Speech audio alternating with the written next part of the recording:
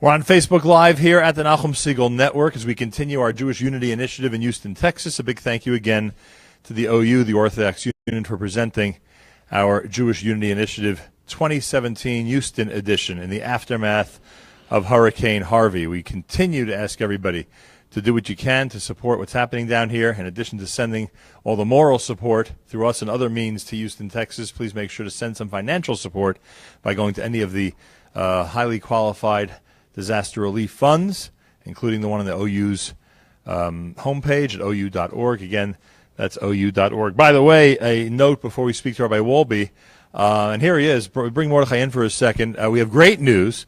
You know how it is these days with Houston. You want to make sure the airports are open, that travel is going on. I'm proud to say that Mordechai Shapiro is here. Welcome, Mordechai. Thank you very much. Anybody who has friends and family in Houston, Texas, you tell them at 7 p.m. local time tonight at the Barron School, where they're serving a large communal meal.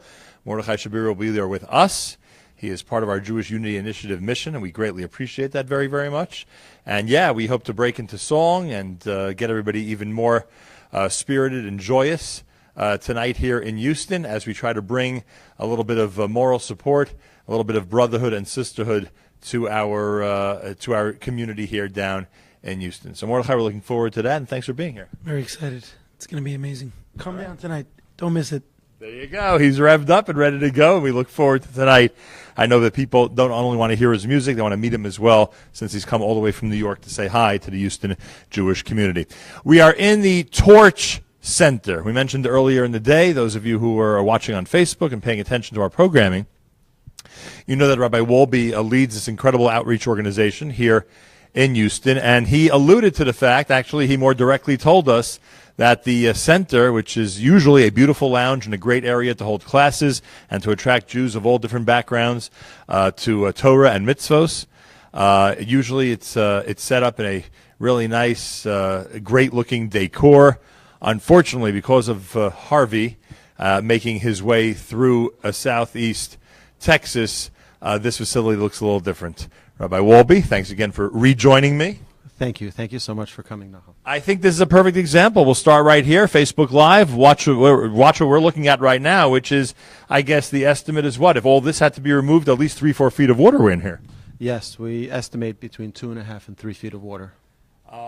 No choice but to do what you've done. All around the entire facility, literally get rid of half of the wall. Well, you have to because of all the mold and mildew, and that would be a terrible long-lasting effect if we didn't get rid of it. Can I assume that this facility was carpeted before Harvey paid a visit? Well, here we had beautiful hardwood floors, and in the other area, the classroom, the library, and the offices, we had carpets, and that all, again, needed to be torn out. Right. And in addition to that, you mentioned that this has to not only be cleaned up, but there are parts of the floor that are going to have to be redone. There's some warped areas of the floor around it. All of because it's real hardwood, we hope that it'll be salvageable, but it seems by most estimates that it will not be. If you realize under your feet it's all buckling, and in the corners, all the sides, it's completely warped, and it's devastating. But we'll rebuild. It's going to be much bigger and much better. Would you say you have a lot of decisions to make, or the path to rebuilding is somewhat clear to you? Well, we're waiting to hear what the owner wants to do. We're also waiting to hear what his insurance wants to do, and then we'll be able to make some decisions. But so far, we're just waiting.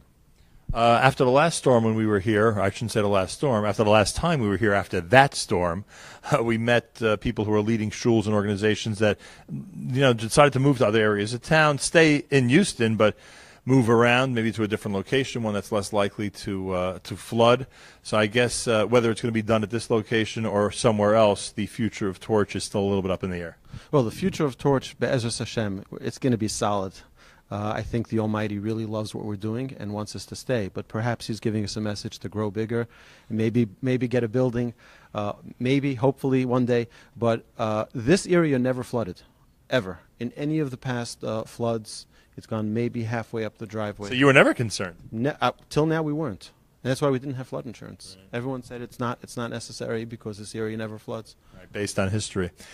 It is interesting, and I know I keep saying this about the optimism of people here in Houston in the aftermath of all of this. You're saying, who knows, maybe it'll lead to bigger and better things. The organization will be larger. Your facility might end up being larger and bigger and attract more people. So I guess there is certainly a big positive undercurrent in the face of the current that Harvey brought here.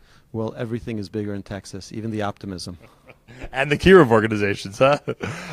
Well, just look around. I think it's pretty obvious to our viewers and listeners, based on what they're seeing and hearing, that essentially you've had to, I guess, clear out, gut to an extent, the entire place. We mentioned the bottom half of all the walls that had to be taken out. The pile, and this is something that's just outside your door, the pile that sits outside are the contents of what was in here. And you actually, from further away, watched all this happening through your security camera and literally just saw the water get higher and higher. Completely helplessly. There was nothing we can do about it. And to me, the saddest thing is that this center at this time of the day is usually vibrant with people here, young adults, college students coming, doing their homework, meeting with one of the rabbis or several of the rabbis. There are classes going on in the classroom, people taking out books and reading here in the lounge. It's usually hustling and bustling, and it's like you feel it's like desolate. It's like no one here. It's in a way it's sad. I had some of the college students tell me, okay, we're going to your house. We have no place else to study. We have no place else to, and they're welcome to. But this is just such a magnificent facility, and it's sad to see it like this. You're still doing a great job, I'll tell you that much, and we love your optimism, and we have a feeling next time we're here that we're going to see what Torch is up to, and it's probably going to be something spectacular, frankly. Hopefully, and you're welcome back anytime. And you mentioned earlier, if people want to support you and your, not you, but you know what I mean, your work and your organization directly, they could do so on the web. That's right. Rebuildtorch.com, rebuildtorch.com. Thank you, Rabbi Wolbe. Much appreciate your hospitality. And by the way, Rabbi Wolbe, because thank God, like he mentioned, that things are often shared. He has really helped us with the logistics of this trip. We came down here to Houston, and we were victim of so many things that have been happening, including very few rental cars available and hotel rooms not available. So we end up in hotels on different ends of town, things like that. And you've been extremely helpful to us with everything today, and it's greatly appreciated. Those of you watching on Facebook, we'll have more updates coming up. Plus, we're going to be doing a full JM in the AM later from Barron, which you'll hear between 6 and 9 a.m. Eastern Time in its entirety tomorrow morning on the Nachum Segal Network. We also want to thank our friends at the OU, of course, and remind you they have a disaster relief fund at OU.org. We also remind you that our friends at Steinreich Communications have been amazing at getting the word out about this journey, about this trip, about this mission, the Jewish Unity Initiative, and I thank them very much. I mentioned that Mordechai Shapiro and Sruli Goldstein are in the house, which means they're both in Houston. They're with us, in fact, right here at Torch, and they're both going to be performing tonight. Sruli is going to be accompanying Mordechai Shapiro, and Mordechai's ready for anything. It could be a kumzitz for the kids, could be a couple of songs everybody wants to hear. It could be his brand new song, Machar, which has been a big theme for us during this trip. He's prepared for everything and anything, and we thank him very much. It is not easy to clear your schedule, especially in the world of music in our community, to get down here and take a day or so to join a trip like this, and we thank him for doing so, and we'll speak more with him later on when we're at Barron. Also, I want to take this opportunity to give a big shout-out to Seth Levitt and everybody at Abels and Hyman. You know how important they are when it comes to kosher meat and kosher provisions, and they have established a GoFundMe campaign, which is really nice and really fun. They're sending salamis to Houston, Texas, and you can participate.